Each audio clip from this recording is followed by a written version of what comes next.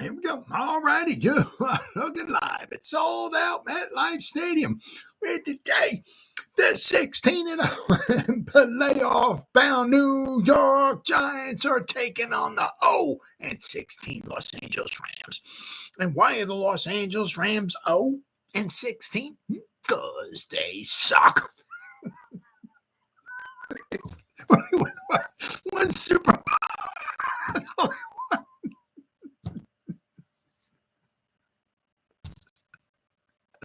Oh, since 1951. They won one championship since 1951. Oh, man, they suck.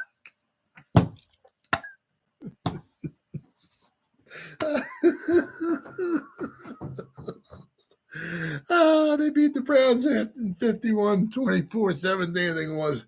Hey, one Super Bowl. That's it. Since 1951. Oh, my God. Rams, you suck. Welcome to the Gridiron. Anybody out there at all that's going to spend a little bit of time with me here this evening, I greatly appreciate it. Thank you. Or if anybody's going to spend any time watching the replay this, once again, thank you so much from the bottom of my heart. It means the world to me. I'm going to try to go about 30 minutes here tonight, shoot my mouth off for about 30 minutes. Anybody got anything to say, please feel free, fire away. Throw in the chat box. I usually try to check on the chat box like every 5 to 10 minutes or so. So as soon as I see something in there, I try to respond to it as fast as I can. So please feel free, fire away. But also, I mean, seriously, instead of me just rambling on for half an hour, 45 minutes, or whatever it might wind up being, it's just nice to talk to another Giant fan. Before we get started, if anybody wants to help support my channel out, it would mean the absolute world to me. Description box below, very top link in the description box just takes you to my membership page. I got 3 different membership levels. The first one's called the Saquon, the second one's called the Lawrence Taylor, and the third membership level I got is called the Gridiron. Each one's got their own little perks to them. So if you want to help support my channel, it would mean so much to me, and I thank you in advance. Thank you. If you are subscribed to my channel, once again, thank you. I can use all the support I can get, guys. But if not, please go down below, hit the subscribe button, hit that bell icon. That way, next time I go live or if I put a video out, you'll be notified. That's free. It's free of charge. What do you got to lose, right?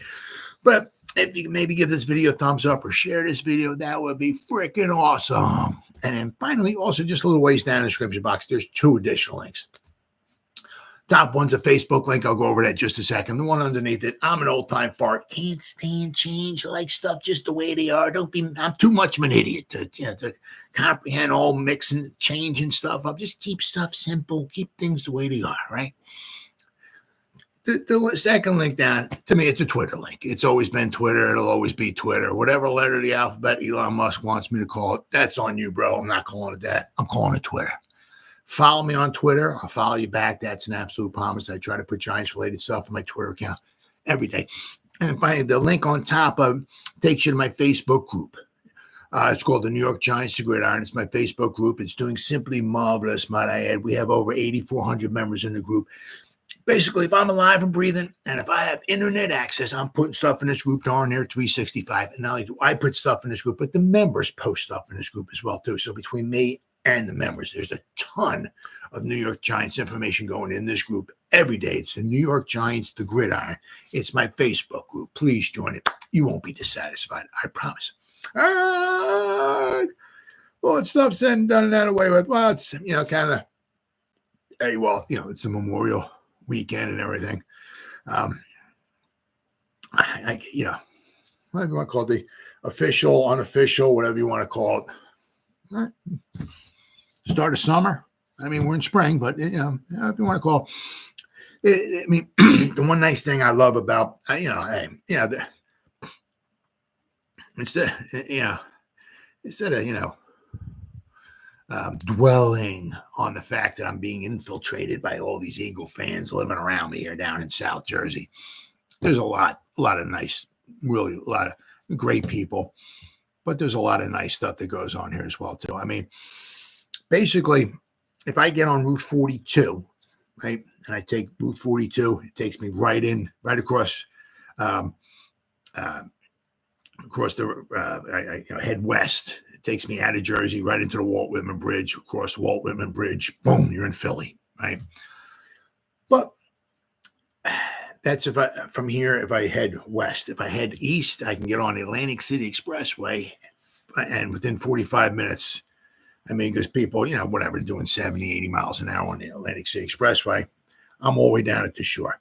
So if I go 20 minutes, 25 minutes, whatever, I'm in Philadelphia, right? If I go 45 minutes, I'm down at the Jersey Shore. The nice thing about this time of the season, though, I mean, a lot of people heading toward the shore. A lot of people, some people have houses down the shore. They make like a little vacation out of it. Maybe the Memorial Day weekend, a lot of people down at the shore. I mean, there's Atlantic City, Cape May is beautiful. A lot of people go to Wildwood. There's Ventnor, Margate, Long Beach Island's a little more north from here, but there's a lot of stuff going on down toward the shore. And I mean, I'm almost like right in the center of it. You go a couple hours, you go 2 hours south, you got Washington, D.C., you go 3 hours south, you got Baltimore, you go 2 to 3 hours north, you got New York City. I mean, right where I'm at, it's a real nice area. I mean, you go outside of Philadelphia, you got some beautiful, there's the Poconos, which are in Pennsylvania. It's about 3 hours or so away. So if you want to go skiing or something like that, that's about 3 hours. If you want to go to New York, that's about 2 to 3 hours away, depending upon traffic. I said Washington, D.C. is 2 hours south. Baltimore's 3 hours south. Philadelphia is 20, 25 minutes to my west. I said the Jersey Shore is 45 minutes or so. It depends. I mean, if you go straight, basically go to Atlantic City, you got 45 minutes. If you want to go a little south, go to Wildwood or Cape May, that takes a little bit longer, obviously. But where I'm at here, it's really nice, centrally located. There's a north, south, east, west. There's stuff all around you, and right around that is obviously the prime, the Memorial Day weekend. It's official, unofficial start of summer. You can really feel, because as I was driving around the day, there was a lot less traffic on Saturday, and so I mean, it was telling me that a lot of people down at the shore, Jersey Shore. Right. So it's nice because it also, getting this full circle here, bringing it back to the Giants, it's, getting to the summertime, right? We're not just week 18 hasn't just ended and we got to wait, all this. So we're only a couple of weeks away from the official start of summer. Right. And then, once training camp starts, it's on. It's on. The 2024 season is upon us. So I really always enjoy this time of season, especially because I always say this all the time, because you're getting to be an old fart. Time really flies. Let me tell you what, these seasons just freaking fly by. It's unbelievable. I mean, once the regular week one, starts, oh, cool. And then you turn around and it's like week 5 already, week 6 or something. It's like, quarter of the season's gone already. What the hell's going on? And then you turn around and it's like half the season's half over. It's like, what is going on? Before you know it, Christmas is here and you only got 2 weeks left in the season. It's like, it just flies on by. So that's one thing I like about this time of the season, because, you got it's about training camp's a little ways away, but once you start getting into June and July and all of that, it's the anticipation of the starting of the new season. And I actually just love it. Because I like it, in a way, just before everything. So, because I know once training camp starts, the preseason, the regular, it's like before it's like, holy crap, the season's over with already, But so that's why I like about this time of season. Really, really cool. Really, really cool. But, first article I saw this a couple of days ago with Hakeem Nicks. Now, he kind of understands, what the pressure's kind of going on now in this article here. Because, he had a lot of pressure, right? Because the Giants, right, in 2007, obviously we win the Super Bowl. 2008, we might have had the best team, we had the best team for a decent portion of that season until Plexico decides to shoot himself accidentally. But I don't even want to get started with that. But then we went to the dumper right after that. 2008 might have been the best team, In 2008, we didn't have Michael Strahan, didn't have Tiki Barber, didn't have Jeremy Shockey. Three unbelievable athletes. We weren't on a team anymore. In 2008, might have been the best team. We went on the road. We beat Pittsburgh in Pittsburgh. We went on the road and we beat the Cardinals, right, on the road.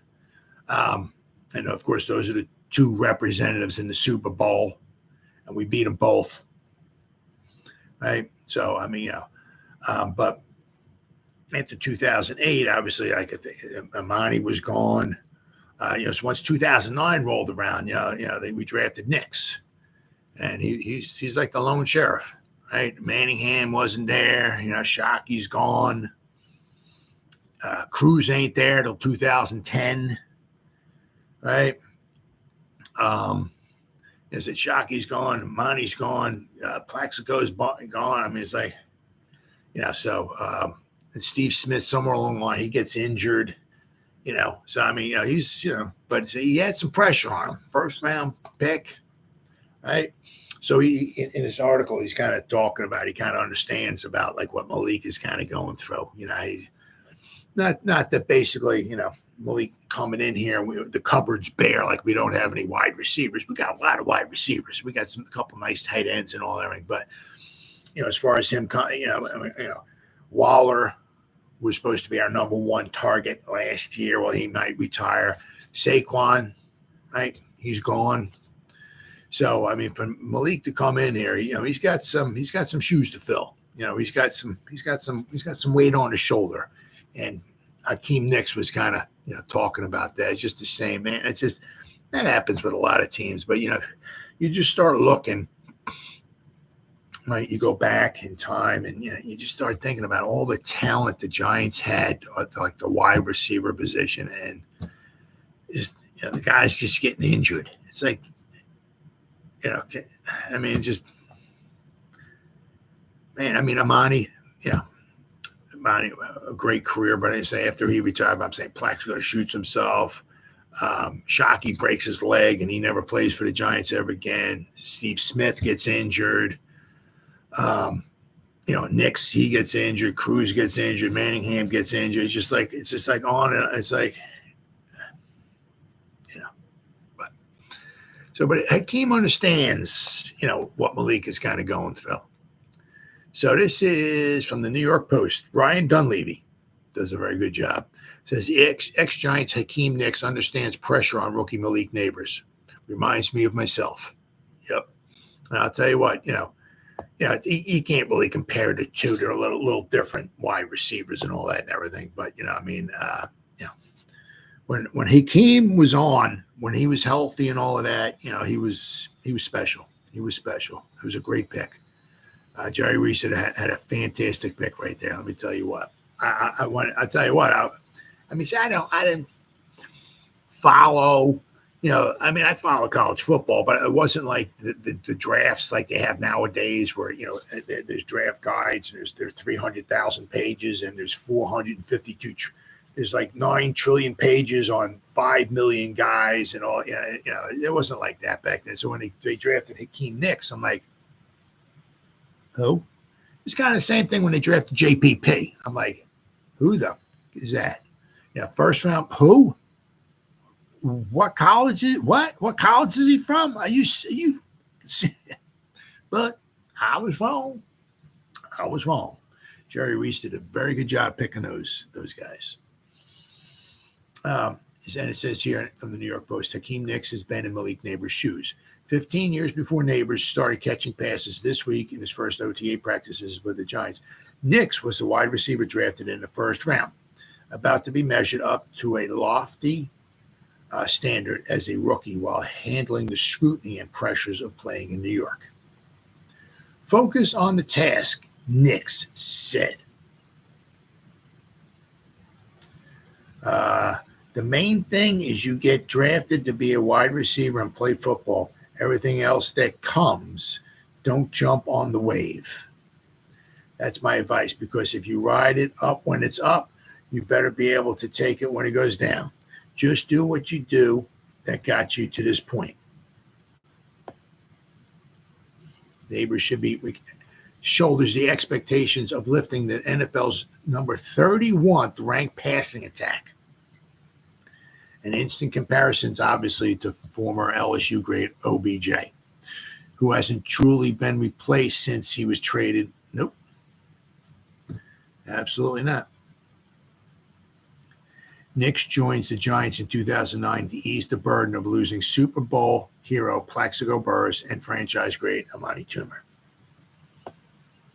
Oh, yeah. Nick's first three regular season games resulted in,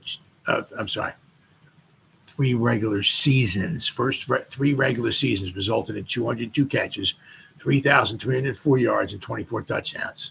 Very nice. He was unguardable during the four-game playoff run the Giants had in Super Bowl 46. 28 catches for 444 yards and 4 touchdowns. So what's it like to produce in New York? Hakeem said, it's ecstatic. That's one of the best feelings, especially in this market, Nick said. You're going to be well known even after your career. It's all about your legacy and the impression that you leave, because this fan base is something very special. You got that right. I mean, whatever. If I'm lucky enough to live another 20 years, 30 years, whatever it is, you start thinking Hakeem Nicks would be like, absolutely. I ain't forgetting that guy. As if on cue, Nicks was speaking after signing autographs for an hour Saturday at the Dexter Lawrence Celebrity Softball game.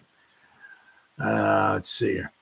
Like many of those fans, Nicks can't wait to see what Neighbors does. Absolutely. What Malik can do in Brian Daboll's offense. Absolutely. Now, the one thing, obviously, is that, what Hakeem had, right, was we had the good offensive line, right? But we had Eli, right? So, let's see if we can hope and pray we can get this offensive line kind of thing figured out. Be functionable, right? And let's see if we can get Daniel Jones, perform. If not him, maybe he'll be gone. Maybe after the season, we got to get somebody in here though, right? Well, let's see what Mr. Neighbors can do. Now, with Hakeem, the first year he played in 14 games. He only started 6 games in 2009. He only started in 6. But he had 47 receptions, 790 yards, 16.8 yards of reception, 6 touchdowns. He started 6 games, played in 14, right? And he had 6 touchdowns. The second season, he played in 13 games. He had over 1,052 yards, 11 touchdowns. Started 2011 Super Bowl winning season. He had 15. Played in 15 games. He had 1,192 yards and 7 touchdowns. 2012, he played in 13 games. He had 692 yards. Then after that, he started, he played 2013 with the Giants. He had 56 receptions. Then he went to the Colts. He had 38. And then he finished his career off in 2015 with the Giants. It's a shame. He finished, he was 27 years old. Injuries were just nagging him. It was just a shame. Because basically in 2011, he had 76 receptions. 2012, he had 53. Then he had 56. But then he had 38, then he had 7. It was just, so it was 1, 2, 3, 4. He played 7 seasons. Basically, the 7th season, he was pretty much shot. He caught 7 passes, 7.7 yards of reception. No touchdowns. His career was over. So basically, after 6 seasons, his career was basically over. Just such a freaking shame. He was 26. Basically, his career was over. 26 years old. Unbelievable. Just the injuries, just nagging injuries. As I said, you can write a shopping list. The amount of players, wide receivers the Giants have had, or tight ends, and stuff. Like Jake Ballard gets injured in the Super Bowl 46, never plays for the Giants ever again. Shockey before Super Bowl 42 during the regular season. He breaks his leg against the Washington. Never plays for the Giants ever again. You know, you go on and on and on. I mean, you know, tight ends and wide receiver. I mean, Mark Navarro, you know, with his knee or knees. I mean, they were starting to go on him. You know, his career wasn't super duper long. You know, because injuries were starting to get to him. You know, just. And then I said, then you look at some of these other guys and some of these other teams. These guys have been playing for however many years, or Kelsey. It's like, how's he played? How does he play every game for 10 years, 11 years? I mean, it's like, how is it? And I mean, and then you look at the Giants, and it's like, yeah, this guy played 2 games last year. His season's up. I mean, it's like, yeah. But we're talking Giants and we're talking injuries. They kind of go hand in hand, right? But I mean, you know. And next he was very, very special. As I said, it's such a shame. I said around that era, we had so many guys. I mean, you know, Cruz was fantastic for a few seasons. Then he got injured. And basically he got injured in the one season, 2014, I believe it was. Missed all of 2015 with a calf injury. He came back in 2016, played like, I think, in every game. He caught 1 touchdown pass the first game of the season, 2016. Against the Cowboys, helped win that game, okay, for the Giants. But his career was over. 2014, he got in. I mean, so he, you know, 2010, I think he missed like the whole season, or almost all the season. So he had 2011, 12, and 13. He had like 3 seasons, 3 full seasons. As unbelievable as he was, I think it was. Let me say Victor Cruz, I think 11, 12, and 13.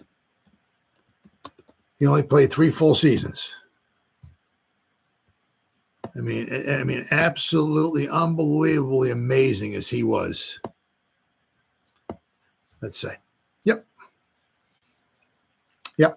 11, 12, and 13. Because 2010 he played in 3 games, but he was injured, so he played in 3 games his rookie season. That was it. 11, 12, and 13, right? 3 phenomenal seasons. 2014, he played in 6 games. He got himself injured against the Eagles. He missed the rest of 2014. Tried to come back in 2015. Missed that season because of a problem with his calf. Came back in 2016. Played in 15 out of the 16 games. He caught 39 balls, 15 yards of reception. Had the 1 touchdown. It was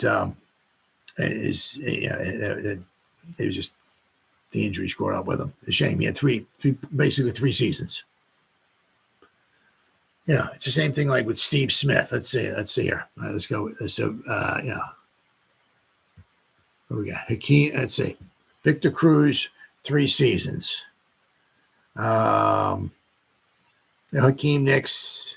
Yeah, he had a few, but you know, 4 or 5 if you want to, you know, go like that. But then he started getting injured. Steve Smith, let me see. It'd be tough to pop. Let's see. Up. Steve Smith. Put Giants in there. Giants. Let's see if he pops up. Here we go. I mean, he had a couple good seasons. He has the Giants all-time record. 107 receptions in 2009. Let's see here. I mean, basically, he only in 2008 and 2009. Actually, you know, he played in the Super Bowl in 2007. So he was a contributor. He was on the field, but his rookie season, he only played in 5 regular season games. 2008 and 2009, okay, he played every game. 2010, he played in 9 games, and then he got injured. So he only played 2 full seasons. Then 2010, he got injured. 2011, he was with the Eagles. And in 2012, he played in 9 games for the Rams, and his career was over. You know, just said the same thing with Shockey. We drafted Shockey, I think, in 2002. So 2, 3, 4, 5, 6. He had like 5.5 seasons or so. Broke his leg.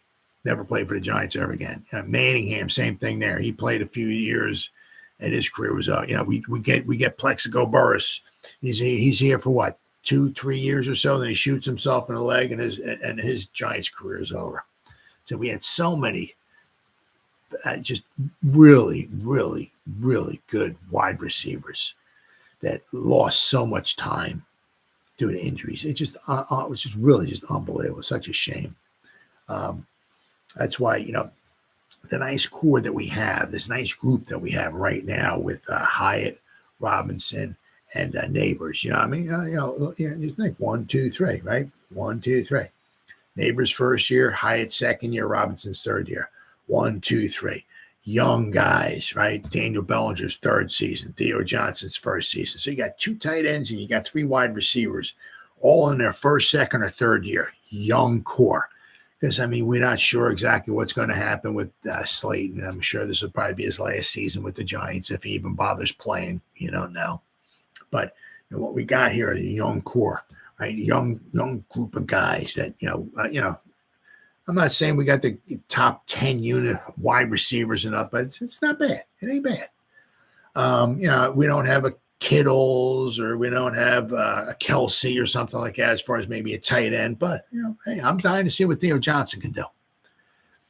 6'6", what a freakish athlete. I'm very anxious to see what he can do. And hopefully if Bellinger, he'll be productive. But let's see if he can get a little bit better. He needs to do a little bit better blocking than what he did last season. It might be because he was asked to do different things last season. So that's where maybe some of his failures came in at. So, but maybe his second season, right, doing, what he was doing last season, if he gets more familiar with it, we'll have to wait and see. Maybe Carmen Basilio can help him do some better blocking. We'll have to wait and see, right? But we got a young core group of guys, and let's hope they stay healthy. I said, I just look over here to Philadelphia and say, hey, DeVonta Smith, he don't miss no time. But when the Giants draft so-and-so, he plays a game, a week or so, boom, his season's over. I was like, why do we lose our guys and the Eagles, all the A.J. Brown, he plays 16, 17 games. DeVonta Smith weighs like 38 pounds. Somehow he plays 17 games every year. It's like, how is that? How is that? We get our guys and they all get injured and I hate that. Pisses me off. ABCD Lamb, right? He playing in every game, right? So, but we have a nice young core, guys. But good old Hakeem Nicks, man. I'll tell you what, boy. Yeah, that was an outstanding draft pick. Now, Eli Manning wanting to be minority owner, and because that's not happening. Not getting in with the Giants. I don't see that happening at all. Getting in with the Giants, but he does want to be minority owner. Now he is apparently a minority owner in was it basketball, women's basketball, women's soccer? I got to read this here. Giants country. John, who wrote this?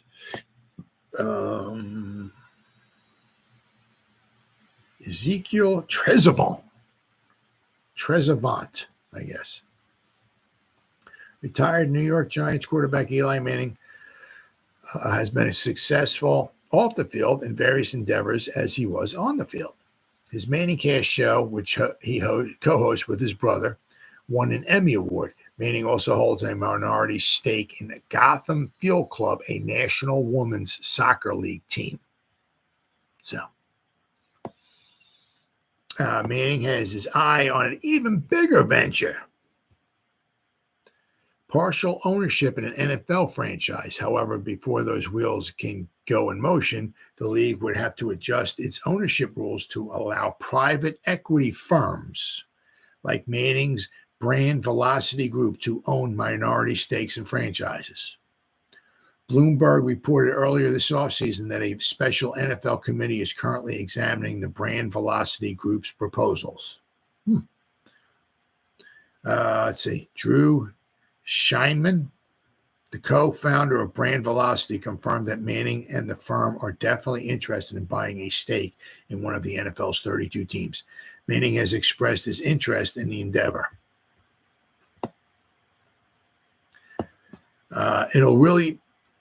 It'll be really interesting, said Manning, who made millions between his football contracts and various marketing endorsements during his career. Valuations of NFL teams are getting so high that you're limiting the number of people that can afford it. Well, that's true. Oh, yeah. If Manning's quest to become a minority owner through his firm does happen, it would be unlikely to be the Giants, the only team Manning ever played for and currently works for. Yeah, I don't see that happening. I mean, if I'm the Maras, I'm not selling. I mean, they sold. I mean, they because Wellington, Mara, and Jack, Wellington and his nephew, shall I say, couldn't get along. Right, Wellington's Mara's nephew sold half of his ownership to Steve Tisch. So that's why the Maras own like basically half, right? And Steve Tisch bought the other half. So the Tisch family bought 50% of the Maras family holdings after the 1990 season. So, but if Eli's going to get in on, a minority venture, I don't see it being the Giants. I don't know. I'd have a hard time seeing it. I don't, it's been, the Giants have been in the Mara family for 100 years now, or darn near. This would be the 100th season, right? I can't see Mara selling, part ownership of it. I mean, I thought it was a shame that they sold half of it to Steve Tisch after the 90 season, but it is what it is. But we'll have to wait and see. But good for him. I mean, Eli has his eye on the big prize, right? Minority ownership. But it is. I mean, it is getting. I mean, it's just some of the teams are just getting so valuable that it's very difficult. I mean, unless you're on literally worth a billion or billions of dollars, it's kind of tough to get in, partial ownership. I mean, if the team's worth what,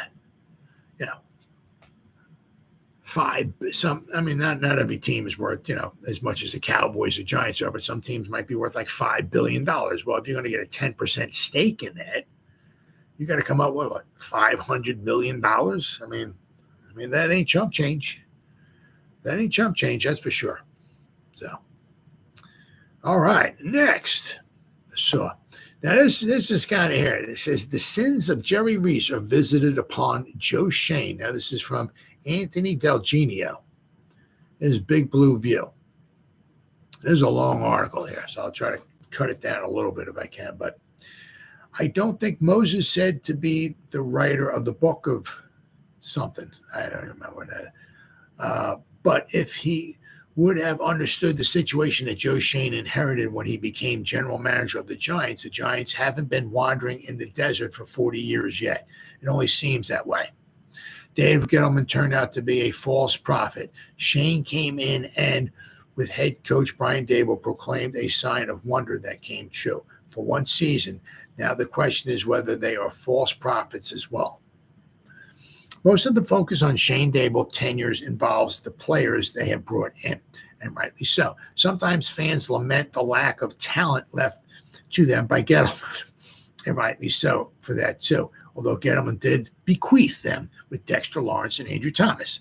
But even all these years later, the influence of Jerry Reese era still makes itself felt in the Giants' never-ending quest to reach the promised land of being a consistently competitive team that occasionally wins it all. With the departure of Saquon Barkley, the Giants currently have 0 players on their roster from drafts earlier than 2019.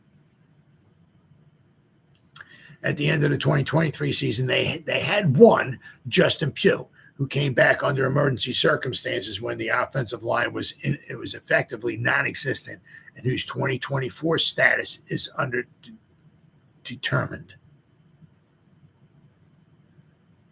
They did have some veterans who entered the league with other teams, but only a few who were key players. Now, what this article is, it's kind of showing that, you not only do you need to have your draft picks, okay? You get them, you develop them, you keep them, right? Something the Giants don't seem to like to do very often, especially with third-round picks and all. But it's also helpful to have, And that is just something Schoen has been bringing in, though. Veteran players, right? He's obviously, we're drafting young, got a lot of young guys on the plate, but he is bringing in some veteran players, right? But it's very, very important. I mean, it's very difficult. I mean, I haven't gone over the rosters of all the Super Bowl winning teams and stuff like that, but it's very, very, very difficult to just draft well and have a bunch of 25-year-old players on your team go out there and win the Super Bowl. You got to have that mixture, right?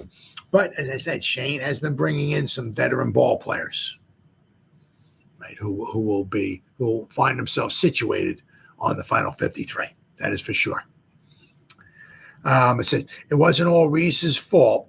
He drafted some good players after the Giants' last Super Bowl. He drafted some good players. Weston Rickberg, really? Yeah, okay. Landon Collins, Sterling Shepard, Dalvin Tomlinson, David Wilson, Jonathan Hankins, Odell Beckham Jr. Right? Injuries prevented a couple of those from reaching their potential or maintaining it. There were too many outright failures high in the draft, though. Oh, my God, yeah. Jerry Reese did a horrible job at drafting sometimes.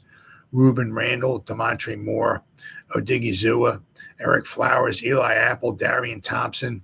Compounded by the mistakes of the Gettleman era, Schoen entered to find a pretty bare cupboard. It's possible to thrive in the NFL without drafting at least elite players who hang around and become cornerstones of a contending team. The Houston Texans are an example, though they were aided by Cleveland's willingness to trade a lifetime's worth of high draft picks for a quarterback. More often, though, contending teams have key veterans, not just anchoring the team with their experience, but continuing to play at an elite level. Look no further than the Eagles, whose dominating offense and defensive lines have been filled with veterans for a decade. I mean, I said, look at Lane Johnson, their tackle, right? Kelsey, their center, who's basically just retired, but have been cornerstones of their offensive line for years. Right. Same thing you said be true for the Cowboys, especially on their offensive line. That same guys in there for years, veteran players. Let's see. And then there's a thing he uses. This guy here uses. It's showing how important it is to have elite players, but not only so much elite players, but ones with a veteran presence. You got to have that mixture. Very important to have that mixture. Let's see here. Players from the Reese here. Let's see. Almost half of the NFL's best pass rushers are players who have been in the league for a long time, meaning greater than 6 years. This suggests that instant wonders like Micah Parsons, a side edge defender, is a skilled position at the NFL level for some players. And perhaps we should not judge drafted pass rushers too quickly. The same is true, maybe even more so, for pass blocking. More than half of the elite pass blockers in 2023 were players who were drafted before 2018. A decent number of these players started as average or above average and then became elite after a few years. A.K.A. Andrew Thomas, right? I mean, his rookie season was nothing to write home about. Now, Andrew Thomas is only a 4-year veteran. Followed that track, but more quickly than some. But I mean, so you can expect even greater thing, hopefully, for Andrew Thomas as time goes along. But it's so important. I mean, instead of just bringing in these, just drafting, you gotta have that little mixture. Some of the positions, it's really difficult. Sometimes with offensive line, sometimes it's just some of the guys you can almost plug and play them, right? Obviously, and they're almost superstars right away. Sometimes to get up to speed with the NFL level, everything. Sometimes it takes a couple years for these guys to develop and mature and be as best as they can. And one thing the Giants have is obviously a very, very young team, but you do need to have that mixture in there. You got to have that blend, and you got to have some veterans in there not only so much for the locker room presence, but just their play on the field, right? Let's see. There's a chart that it has. This is from Big Blue View. You can look at it. The name of the article, okay, says the sins of Jerry Reese are visited upon Joe Schoen. Okay, so in this, they shows a graph taken from Pro Football Focus. Okay, let's see here. Says in total, the chart suggests that a typical NFL team should have something like 10 players or so seeing the field at least half the time who play at an above average or an elite level. That's something the Giants haven't necessarily had. Okay. And about a third or more of these should be playing on their second or more contracts. That's something the Giants don't wind up doing. Entering the 2024 season, the Giants at the moment have no one that they drafted before 2018 at all on their roster. Among projected starters on offense and defense, only Darren Waller, if he plays, and Jermaine Illuminor joined the NFL while Jerry Reese was the Giants GM. Neither was above average in PFF grade in 2023, but both were close. Let's see. Thus, is a big hole in veteran presence that is not the doing of Joe Schoen. There's a big, it's just, you look at the Giants draft. I mean, my goodness. I mean, let's see. Well, I don't want to go to, because, the 2022, 2023, and 2024, those are all Schoen. So, I mean, a lot of those guys are still on the roster. But you go back to 2021, right? Kadarius Toney, gone. Aaron Robinson, I don't even know if the guy's ever going to, it was a good draft pick, don't get me wrong. And when he was on the field, he was very good. But I don't even know if the guy's ever going to play football ever again. Ellerson Smith was a walking injury. Let's see. He played a grand total of 13 games. Gary Brightwell, this might be his last season with the Giants. If he even makes the team, you don't know. Rodarius Williams played in the grand total of 8 games. The only one is Azeez Ojulari from 2021, who's making he's not even a starter. 2020. Andrew Thomas obviously is here. Xavier McKinney, gone. Matt Peart, gone. Darnay Holmes, we brought back for, I think, the 1 year. Shane Lemieux, gone. Cam Brown, gone. Carter Coughlin, I think we brought him back for 1 year.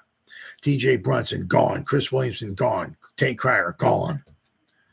Then you go back to the 2019 draft. We had, had a couple go. We got Daniel Jones and Sexy Dexy, right? DeAndre Baker, gone. Oshane Ximines, gone. J Love with special sauce, Julian Love, gone. Ryan Connolly, gone. Darius Slayton, not sure if he's going to play this year or not. Corey Ballantyne, gone. Asafo Adai, whatever, gone. Chris Slayton, gone. 2018, Saquon Barkley, gone. Will Hernandez, gone. Lorenzo Carter, gone. B.J. Hill, gone. Kyle Lauletta, gone. R.J. McIntosh, gone. 2017, Ingram, gone. Tomlinson, gone. Webb, gone. Gallman, gone. Moss, gone. Bisnowadi, gone. I mean, it's like, You draft, you develop, and you keep your players. Giants just not doing that.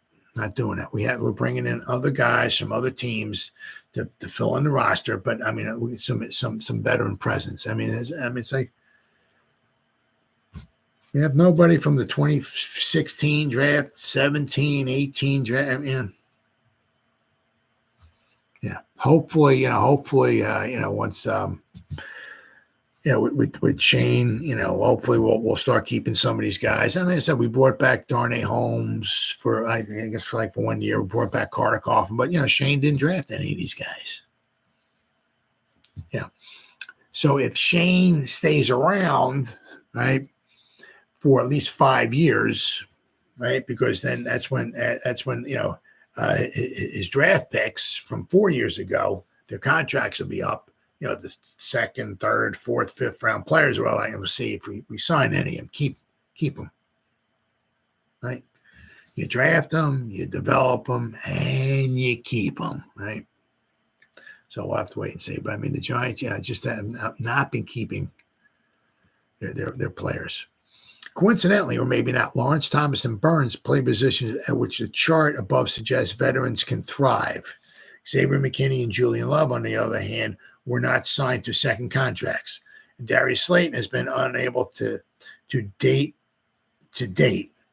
an extension. Maybe it was just the price point, or maybe Shane thought that their best years would soon be behind them. With luck, Illuminor will become a consistently above average player, and hopefully some of Shane's own draftees will as well. There's still time for Kayvon Thibodeau and even Azeez Ojulari if he can stay healthy. Likewise, there is time for Evan Neal, although the odds of him becoming better than average at this point seem slim. John Michael Schmitz may be a better bet. It will be those players, though, rather than the dearth of veteran talent he inherited, that should ultimately define whether Shane's tenure is viewed as successful or not. 2024 is too soon to draw that conclusion. We'll see in a couple of years whether he is able to part the seas of futility of the Giants' recent past, or whether he turns out to be another false prophet. Giant fans could use some mana. Use some mana from heaven, whatever the heck that means. I have no idea. But I mean, the Giants, it's just, as I said, it's a little too early for this with Shane, because I mean, he just drafted his third class. So I mean, the class he drafted in 2022 will have to go through this season and then next season, and then the 4th round pick, 5th round pick, or whatever will be ready for their second contract. Let's see if we can sign a few of those guys to a second contract.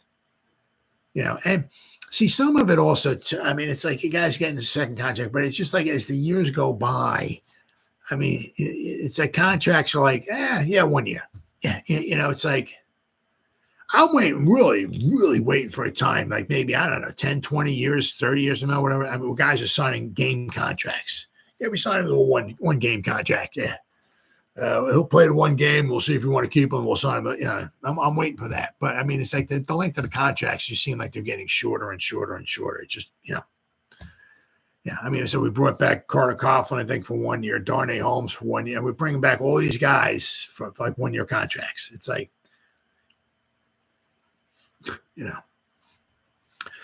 But it would be rather refreshing if, we drafted some guys in the 3rd round, 4th round, 5th round, when their rookie contracts are up, to actually keep them on the team and sign them to at least a couple more years. It would be so refreshing. The Giants have not done a very good job of that at all. And it just goes to show you what the cupboard is kind of bare, from the draft picks from a long time ago. We actually have a lot of veteran players that we have on this team. We're all coming. We're not drafting them.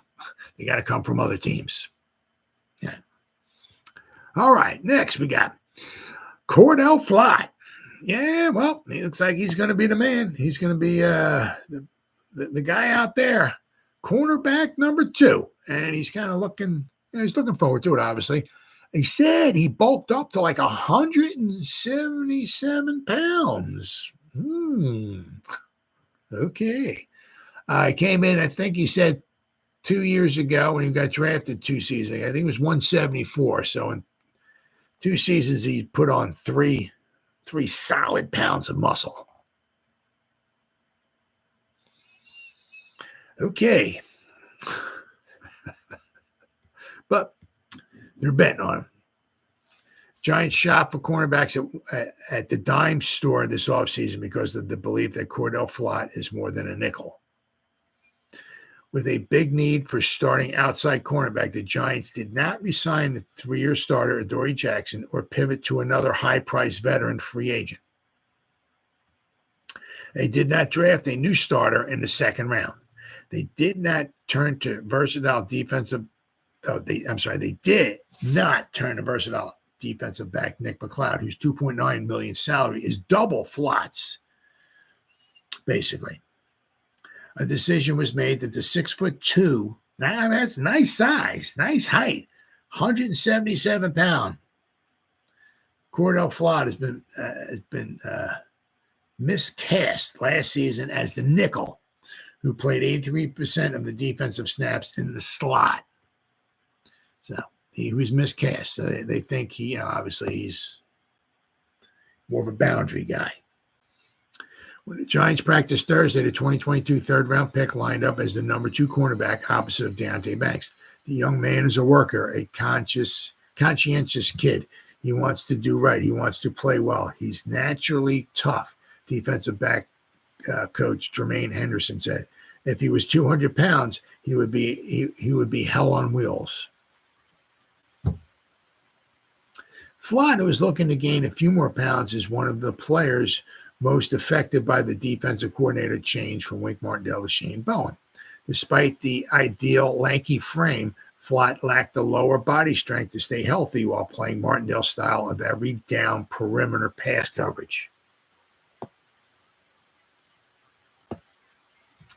He was moved into the slot, a decision not everyone in the organization agreed with, and struggled in training camp. Bowen's scheme requires a physical tackler in the slot. Enter rookie third-round pick Drew Phillips. But the off-ball zone coverage principles could be a better fit for Flott to read and react on the perimeter. Because let's not forget, the one nice thing you got is when you're on the outside, right? You got the boundary as a helper or a defender for you, right? You don't got that when you're in the slot. Because the guy you're standing here, this guy can go this way or he can go that way. Right? At least if you're on the boundaries, the guy can go toward the boundary, of course, but you can kind of, obviously you can't be pushing him out of bounds, but, you can force him over that way. Right? Let's see. Excited for this opportunity, Flott said. It gives me confidence that the coaches have confidence in me, that the team has confidence in me. I just need to continue to be the best version of myself. Being able to have a back to the sideline, being able to look at the quarterback, get more plays and opportunities on the ball. Now, that's the one. Obviously, the hardest thing to do. One of the things. Now we were getting some turnovers though. Okay, with the Martindale, right, system. But the one thing is, it is very difficult, obviously, when you're man to man, because you got your back to the quarterback. It's kind of tough to see the ball and intercept it when you're eyeing up the receiver, trying to shadow him wherever he goes. You can't, it's tough to, keep an eye on the receiver and turn your head. It's kind of tough, So, but you do have the possibility now dropping back in zone. Everything's in front of you. Right, you got you can whatever, cover somebody who's coming in your zone, pass somebody off or whatever, but kind of keep whatever, stare at the receiver for that whatever, eyeing up the quarterback and go back and forth, so you can maybe cover the see which way the quarterback's looking, if you can get a jump on it when the quarterback's getting ready to release the ball, get a jump on it, you have a shot at getting an interception. It's very difficult to get an interception when you get your back to the quarterback. So let's see here. Paired with Banks, the Giants have the youngest duo of starting cornerbacks in the NFL. Yeah, because I think Flott's only 22. Yeah, he'll be 23 in August. So actually, at his press conference, he was like, I'm only 22. He said, we just drafted some guys who are older than me. And I've been in the league for 3 years. We drafted guys that are older than me. So he's only 22. I said once again, he'll be 23 in August. But, hey, man. Hey, bring it on. Bring it on, bro. I'm all for it, babe. If we get Flott, he'll be 23. Banks is 23, and then you got third-round pick Drew Phillips. All right, we got a young bunch of guys there. Young. Sitting in the secondary, the safeties, right? You got Newbin, Belton, you got Pinnock. Got some young guys there. Gio. All right, if he can make the 53, I'll have to wait and see. We got a bunch of young guys. So, hey, I'm pulling for him. It's just that he's on 177 pounds, man. Let's see. We don't really even think about it, if I'm being honest, Flott said. We just think about being the best duo that there will be. Giants' only insurance of Flott falters is newcomer David Long Jr., who has 12 career starts, signed for the veteran minimum. Trey Hawkins III, and of course Nick McLeod and Darnay Holmes. Now the thing is the thing was that McLeod was very good in special teams last year. Now last season, McLeod special teams. Let's see here. Well, he graded out 59.3, but he was on 347 special team snaps. He was on a lot of special team snaps. McLeod was. But, if we look at his defense, let's see here. Last season, McLeod played 312 total snaps on defense. He graded out a 74.8. The last game of the season against Philadelphia, he graded out a 90.5. I think they were sitting down some of their starters and stuff, so I'm sure that probably helped. But McLeod had some good games last year. Really good. We had a game where he was a 72. Another game he was a 70. He was a 91 in another game. He was a 90.5. So McLeod had some good games last year. The thing was, last season, let's see here. Snaps by position, what we had there. Snaps by McLeod. Last season, snaps by position. McLeod was the wide corner last season. 244 times. He was only in the slot 25 times. So Nick McLeod, who graded out fairly well last season, wide corner. Right? And he had a lot of snaps. When he was on defensive snaps, a lot of them were wide corner, and he graded out fairly well. So, I don't know. He's 6'1", 190. So he's an inch shorter than Flott, but he weighs 13 more pounds than him. So he's a lot more compact. But I'm sure they're going to want McLeod for special teams. But if you look, I said, with Flott last season, he graded out now once again. Let's see. Snaps by position. Now he was the slot corner. He was on 519 snaps last season, Cordell Flott. 432 of them. So basically 4 out of every 5 plays. Maybe even a little bit more than that. He was he was in the slot.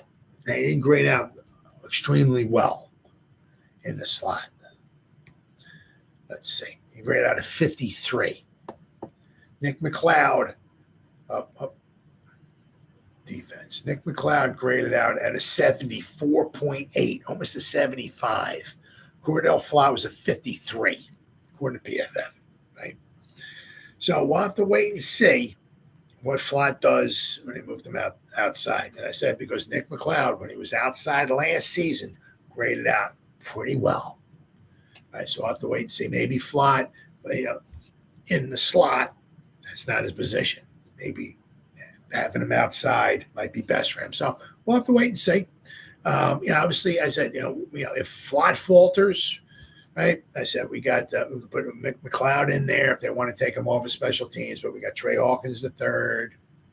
We got a few guys. We'll have to wait and see, right? But they're counting on Flott to be the cornerback number 2. We'll have to wait and see how it works out. If not, if things fall apart, as I said, you try Hawkins in there, maybe you can get a little bit better.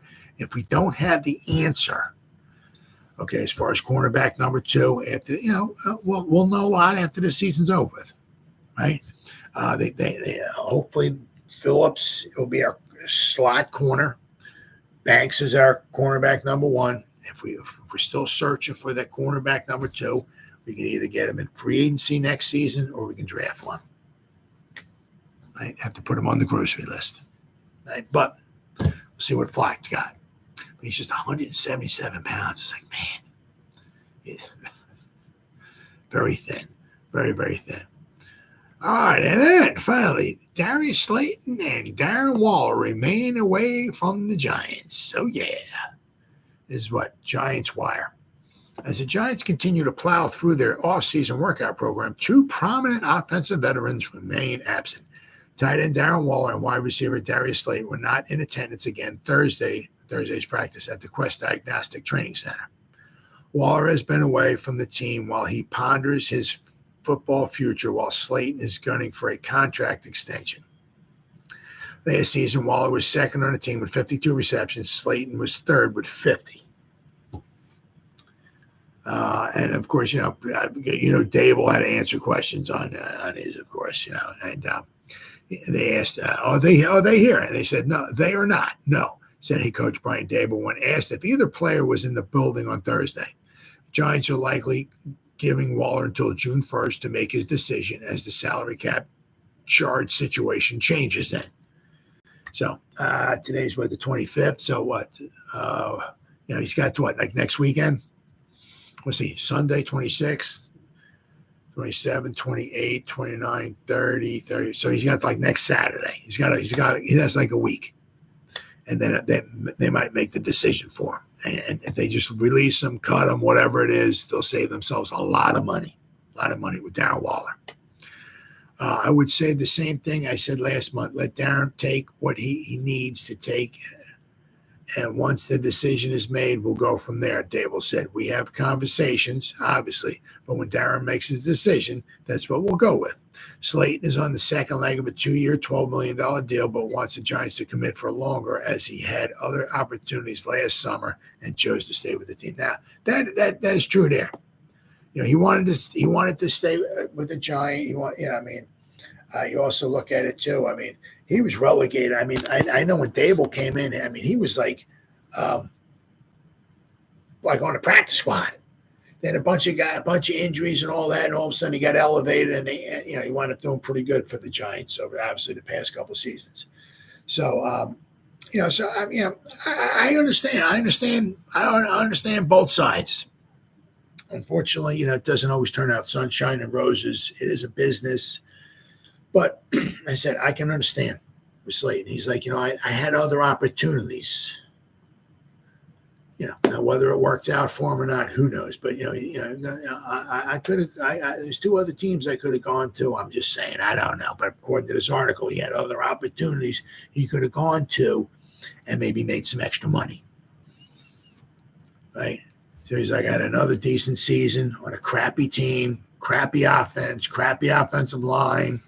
Another good season, and I decided to stay with the team because he wanted to stay with Daniel Jones, and all. He came in with Daniel Jones, wants to be with Daniel. I understand that, but yes, apparently, he could have gone elsewhere, maybe made some extra money, but he wanted to stay here, and they signed him 2 years. So I understand that. I can't blame the guy one frickin' bit, right? But then also you look at Shane's. And the thing is, it's like, he's going to give him a longer contract, but he's going to wind up being on the sideline a lot, unless there's injuries, right? Which is a possibility because we're talking the New York Giants, right? Giants and injuries, they go hand in hand with one another, right? But, if guys stay healthy, right, they drafted Hyatt in the third round. They're going to want him on the field. They drafted Wando Robinson in the second round. They're going to want him on the field. They drafted Bellinger. They're probably going to want him on the field. Theo Johnson, they're going to want him on the field. Of course, Neighbors, they got him on the field. Doesn't leave a lot of room for Slayton unless when they go 4 wide. But let's not forget, they also brought Hodgins back too. We have a plethora of wide receivers. We got a lot of wide receivers. So it might just wind up being where it's like, well, I would give Darius, and I've said this before, I would give Darius a contract extension or bump up his salary, maybe give him 1 more year and bump his salary up to maybe $10 million a season. Okay. But he's got to look at the numbers. Does it make sense? Do I want to pay this guy $10 million, right? And if everything goes well, if everybody stays healthy, if, of course, he's going to be spending most of his time on the sideline. So I want to give this guy a pay raise and have him, instead of I'm just throwing numbers out there. I don't know exactly. Last season, he was on the field 2/3 of the time, 67% of the time, and he made $6 million. But this season now we drafted Malik Neighbors and Theo Johnson. So now if everybody's healthy, he was making $6 million last season with 67% of the plays. This year he might only be on the field 40% of the plays. Do I want to pay him $10 million to be on the field 40% of the time? That's not you want to get the most bang for your buck. And that's not getting the most bang for his buck. But once again, with Darius Slayton, he's getting paid $6 million. I said DeVonta Smith made like 300 more yards than him last season. DeVonta Smith's making $25 million. Right? Is it DeVonta Smith that unbelievably unbelievable? Is he worth 4 times the amount of Darius Slayton? Yeah, I don't think so. Or is it, there's A.J. Brown out there right now. They got Saquon Barkley. They got DeVonta Smith. Hurts, decent quarterback. Great offensive line, right? Is that helping DeVonta Smith become a little bit better than, maybe? Oh, yeah. Is DeVonta Smith a fantastic wide receiver? Absolutely. Absolutely. But I said, on a great offense, a great offensive line, he has a number one wide receiver on his team. Smith's over here. He got like 1,150 yards, 1,050 yards or something like that. Only had like 300 more yards than Darius Slayton did, and he's making 4 times the amount of money. I can understand where Darius Slayton's coming from. Yeah. And the thing is also, too, is, Darius Slayton, he's not getting any younger. Yeah. So, with your career as far as earning money, you want to strike while the iron's hot. So, I can understand. It's going to be a tough situation, tricky situation. When you get the guys on the team, especially somebody like Darius, who's been around for quite a few years, right? Class act guy, class act teammate, right? I hate to see the guy go, but once again, it's a business, so we'll have to wait and see. You're not sure, so we got a couple more weeks. Then there's the mandatory OTAs, so we'll have to wait and see. Where are we at here? Obviously, Darius Slayton, has been with the Giants, leading receiver since the team selected him out of Auburn in the 5th round of the 2019 draft. They have been building up their wide receiver group the past few seasons, so his importance has dwindled a bit heading into the offseason. Now, I'm saying that's the one problem. He came with the Giants. They did not draft him. Right? Dable was asked if he saw any resolution to either situation anytime soon. I would say whenever they decide, they decide. Darius is obviously under contract, so again, whenever it comes up, we'll deal with it then, he said. Dable said, I've spoken to Slay, who said that conversations have been fine. So again, this is voluntary. If he wants to be here, great. If there's anyone that doesn't want to be here, that's their choice. That's why it's voluntary. So, obviously you can say that right now. It's voluntary by side. Yeah, that's one of those things. Right now, obviously we just OTAs and this, that, and everything. It's all voluntary, right? You don't have the mandatory mini camp, and you don't have training camp going on in July and all that stuff. So once again, we'll have to wait and see. Hopefully they get something ironed out. We'll have to wait and see. It's once again, it's a business. Yeah, I said I'd love to see Darius Slayton stay around, but I said I can see both sides. I can't blame either. Yeah, I said Slay's has done a very good job. Crappy offensive line, not great quarterback play all the time, and he's been leading the team. And he's had over 700 yards, receiving 4 out of 5 years. Right, so I can see him. He wants a bump. I caught 750 yards, whatever it was last season. I'm making $6 million. This guy's catching 1,000 yards. He's making $25 million. It's like he caught 300 more yards on a better team, better offense, all this stuff. And he's making 4 times the amount of money I am. What? Are you kidding me? What? Then again, I said, I can understand where Shane's coming from too. So it's going to be a lot of interesting stuff going on. Lots of interesting stuff. So that's another one of the storylines. So hopefully between, hopefully like in the next week or so, we'll get something situated. We'll find out with Darius Slayton, but then also hopefully in the next week, we'll find out what's going on with Darren Waller. Because if they can let him go after June 1st, post June 1st, they'll only have like $2.7 million, I think it is, in dead cap money. And they can split that up, I think, into 2 seasons. I think. But regardless, there'll be a little bit of dead cap money. But they'll be saving themselves about like over $11 million if they were to let him go. So that $11 million will get him through, should possibly get him through this, season. So, all right, guys, we've been 1 hour and 9, almost 1 hour and 10 minutes. Whoever spent any time listening to me live, thank you. Or if anybody's going to spend any time watching the replays, once again, thank you so much from the bottom of my heart. It means the world to me. As always, you guys stay. It's like 3D coming at you. You guys stay safe and go Giants. Woo! Oh, yeah.